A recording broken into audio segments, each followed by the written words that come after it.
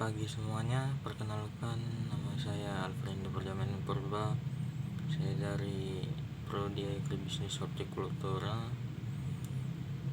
Di sini saya akan mempresentasikan hasil laporan bisnis produksi pupuk dan non pupuk PT Pupuk Indonesia. Nah, di sini saya akan membahas sedikit. Nah, di sini ada kata pengantar. Puji dan syukur kami panjatkan kepada Tuhan Yang Maha Kuasa atas terselesaikannya makalah yang berjudul Sektor Pertanian. Makalah yang perlu dikembangkan lebih jauh ini diharapkan dapat memberikan manfaat bagi semua pihak dan membacanya. Makalah ini dibuat sebagai tugas mata kuliah perekonomian Indonesia. Secara garis besar membahas definisi sektor pertanian dan subsektor pertanian. Penulis menyadari bahwa tanpa bantuan, bimbingan, dan dorongan dari berbagai pihak, penulis tidak mungkin menyelesaikan penyusun makalah ini. Untuk itu ucapan terima kasih penulis mengucapkan kepada semua pihak yang telah membantu. Penulis sangat mengharapkan kritik dan saran yang konstruktif. Nah, di sini ada pendahuluan, latar belakang, tujuan, kerangka pemikiran, kontribusi, dan tinjauan pustaka, karakteristik pupuk non subsidi, pemasaran, saluran pemasaran, penjualan, volume penjualan, diagram SWOT, dan matriks analisis SWOT. Nah, di sini di bagian pendahuluan saya akan menjelaskan sedikit. Indonesia merupakan negara agraris yang tentunya sebagian besar wilayah terdiri dari lahan pertanian dan sebagian besar penduduk memiliki mata pencaharian di sektor pertanian. Nah, itu saya jelaskan sedikit. Ke slide selanjutnya. Nah, di sini saya menjelaskan sedikit, yaitu PT Pupuk Sriwijaya Palembang penjualan Lampung. PT Pupuk Sriwijaya Palembang wilayah Lampung ini mempunyai peranan terhadap keberhasilan penjualan pupuk non subsidi dan penyaluran pupuk bersubsidi.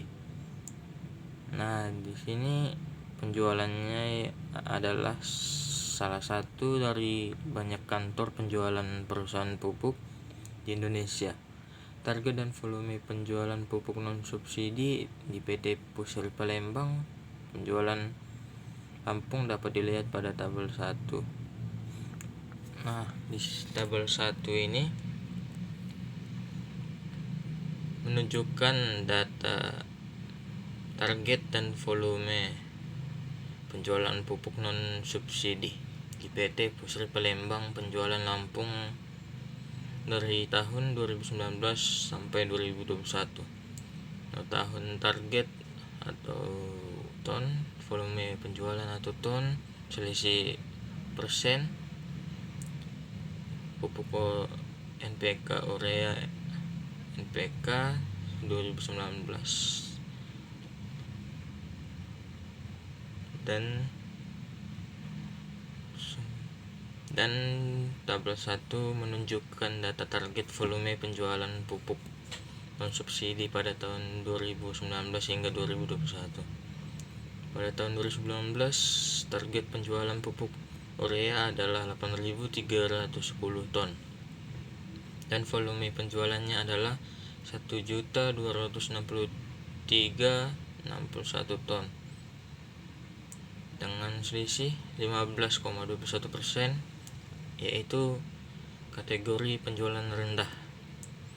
Target penjualan pupuk NPK adalah 1.376 ton dan volume penjualannya adalah 276,71 ton dan selisih 20,11%. Kategori penjualan rendah. Pada tahun 2020, target penjualan pupuk urea adalah 5.500 ton dan volume penjualannya adalah 4.622,55 ton dengan selisih 84,05%, yaitu kategori penjualan tinggi. Target penjualan pupuk NPK adalah 8.500 ton dan volume penjualannya adalah 1.146,57 ton dengan selisih 13,49 atau kategori penjualan rendah. Pada tahun 2021, target penjualan pupuk urea adalah 12.400 ton dan volume penjualannya adalah 2.602,89 ton dengan selisih 20,99%. Kategori penjualannya rendah. Nah, di sini itu saja yang saya sampaikan. Nah, tujuannya adalah mendeskripsikan jenis produk pupuk non subsidi pada PT Pupuk Sriwijaya Palembang Penjualan Lampung, membandingkan saluran pemasaran langsung dan tidak langsung pada PT Pupuk Sriwijaya Palembang. 3. Menganalisis strategi pemasaran produk non subsidi dan pada PT Pupuk Sriwijaya Palembang Penjualan Lampung. 1,3 kerangka pemikiran itu pupuk subsidi yaitu urea NPK dan pupuk non subsidi yaitu urea NPK, pupuk sawit NPK. Nah, di sini saya akan menjelaskan kontribusinya.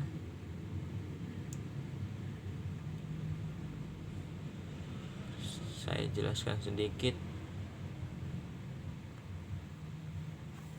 Bagi PT Pupuk Sriwijaya Palembang Penjualan Lampung dapat digunakan sebagai pertimbangan dalam pengambilan keputusan untuk solusi permasalahan pupuk non subsidi.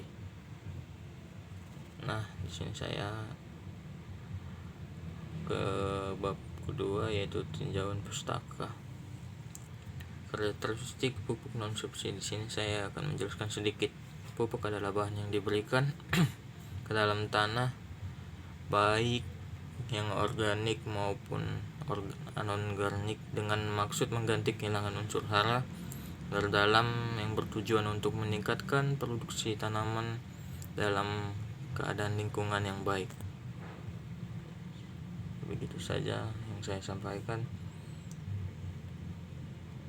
Nah, di sini saya akan menjelaskan sedikit saluran pemasaran atau distribusi adalah saluran yang digunakan oleh produsen untuk menyalurkan barang tersebut produsen sampai ke konsumen atau pemakai industri. Pandangan sistem ekonomi perantara pemasaran adalah mengubah pengelompokan produksi dibuat oleh produsen dan menjadi pengelompokan yang diinginkan konsumen. Nah, di sini saya akan menjelaskan sedikit penjualan. Penjualan adalah ilmu seni mempengaruhi pribadi yang dilakukan oleh penjual untuk mengajak orang lain agar bersedia membeli barang atau jasa yang ditawarkan. Volume penjualan itu penjualan adalah sumber pendapatan yang diperlukan untuk menutup ongkos atau biaya dengan harapan mendapatkan laba. Mendefinisikan volume penjualan sebagai ukuran yang menunjukkan banyaknya atau besarnya jasa yang terjual. Nah, di sini saya akan menjelaskan sedikit diagram SWOT. Diagram SWOT yang dapat dibuat dengan cara menelaah melalui titik potong antara sumbu X dan sumbu Y. Dan matriks SWOT saya jelaskan sedikit.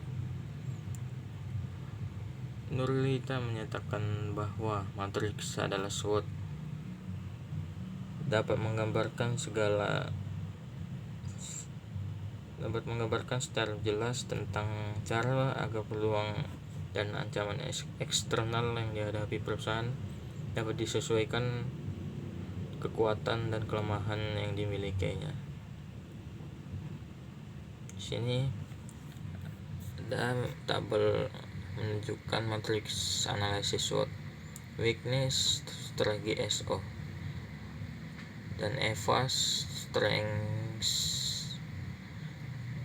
Weakness itu atau W menentukan 5-10 faktor-faktor kekuatan internal, sedangkan di bagian strengths-nya tentukan 5-10 faktor-faktor kelemahan internal opportunities. Strategi SO, strategi WO tentukan 5-10 faktor peluang eksternal. Nah, demikian yang saya sampaikan. Jika saya tidak sempurna melakukan presentasi ini, saya mohon maaf. Saya akhiri. Assalamualaikum warahmatullahi wabarakatuh. Salam Om Swastiastu, Namo Buddhaya, salam kebajikan.